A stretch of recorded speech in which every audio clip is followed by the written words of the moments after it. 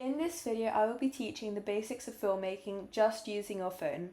This video will show that you don't need any fancy equipment or an expensive camera to be able to make a great high quality film. However, in this video I will only talk about the basics: exposure and focus, proximity, shot types and sizes, lighting and sound. Firstly, I'll talk about the exposure and focus. As you can see when you open your camera app and click on the screen, maybe a specific object, a yellow square will appear and your phone will automatically adjust its focus to whatever the yellow box is on. Depending on what phone you have, this may look different. Some phones have a circle and some have a box. In this video, I'll be showing examples using an iPhone. Now, depending on what phone you have, the yellow box or circle will appear with an AE/AF or lock sign on it. Autofocus and auto exposure is locked and gives you more control over exposure and prevents your exposure from going in and out when recording. Below the yellow box or circle, there is a sundial, which you can move up or down to control the exposure. It is always better to be underexposed than overexposed, because you can correct underexposure better than overexposure, as you can see from the example on the screen. Secondly, we will discuss proximity. You should never zoom in when filming on your phone. Zooming in only crops your original wider image, causing it to look pixelated or grainy, as you can see. Instead, you should get physically closer to the subject.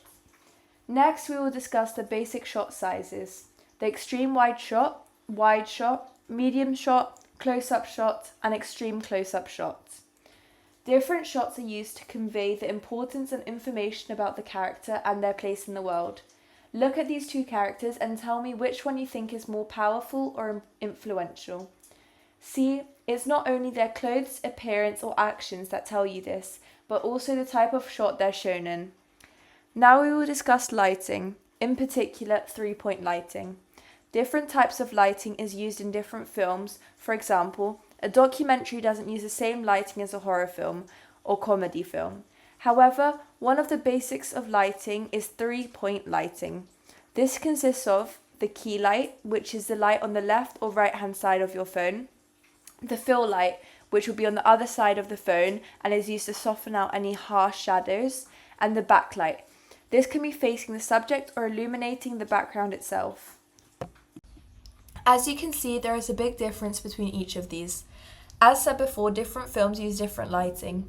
Dramas and horror films are often use low-key lighting. This is where an emphasis on shadows, unlike documentaries which often use natural lighting. Now finally, we will discuss sound. If you are using the built-in microphone, you can't be far from the subject, otherwise the sound quality will decrease. You can buy a cheap mic, which you can connect to your phone. Unfortunately, I don't have a mic here with me to demonstrate. For using a mic, it is useful to have a second phone which you can connect the mic to and then sync audio to the video. If that is not possible, it is not a problem. However, any mic is better than no mic. Even headphone mics work. Keep in mind that for clear sounds in interviews, for example, it is useful to have a wireless mic that can connect to someone's shirt, for example. This also allows for you to get further away from the subject, if necessary. This is the end of the video. I hope you have enjoyed it and learned how to create a better, higher quality video or film, only using your phone and maybe a mic or tripod. Thank you.